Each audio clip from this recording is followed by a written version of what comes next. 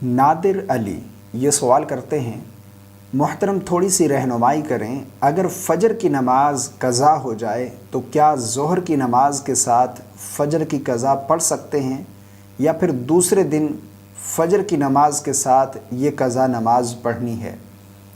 भाई ने बहुत अच्छा सवाल पूछा है। इनका सवाल है कि फ़जर की नमाज़ अगर किसी वजह से क़ज़ा हो जाए तो वो ज़ोहर की नमाज़ के साथ फ़जर की क़ज़ा नमाज़ पढ़ सकते हैं या फिर दूसरे दिन फ़जर की नमाज़ के साथ ही वो क़ज़ा अदा करनी है।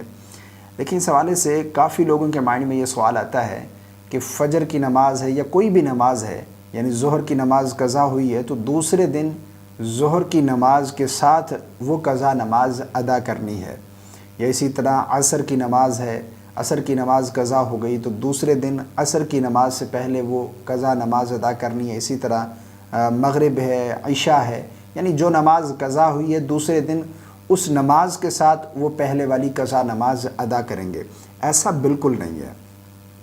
3 मकरू औक़ात हैं जिनमें नमाज़ पढ़ना जायज़ नहीं है। वो कौन कौन से हैं? नंबर 1 पर तुलुए आफ़ताब का वक्त, यानी सूरज जब सुबह तुलू होता है, वो जो 15-20 मिनट का वक्त है ये मकरू है, इसमें नमाज़ पढ़ना जायज़ नहीं। नंबर 2 पर ज़वाल का वक्त। नंबर 3 पर गुरूब आफ़ताब का वक्त, यानी सूरज जब गुरूब होता है 15-20 मिनट पहले से लेकर सूरज गुरूब होने तक ये जो वक्त है ये मकरू वक्त है, इसमें कोई नमाज़ पढ़ना जायज़ नहीं है।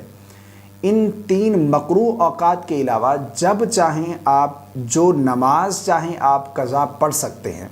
और जितनी भी क़ज़ा नमाज़ें, अगर कोई नमाज क़ज़ा हुई है तो जितनी जल्दी हो सके उस फ़र्ज़ को अदा करना चाहिए और उस फ़र्ज़ को अदा करके उस फ़र्ज़ से बरी ज़िम्मा होना चाहिए। बाकी ये नहीं है कि एक दिन की फ़जर की नमाज़ है, क़ज़ा हुई है तो दूसरे दिन फ़जर की नमाज़ के साथ ही उसकी क़ज़ा पढ़ सकते हैं, ज़ोहर के साथ नहीं पढ़ सकते। ऐसा बिल्कुल नहीं है।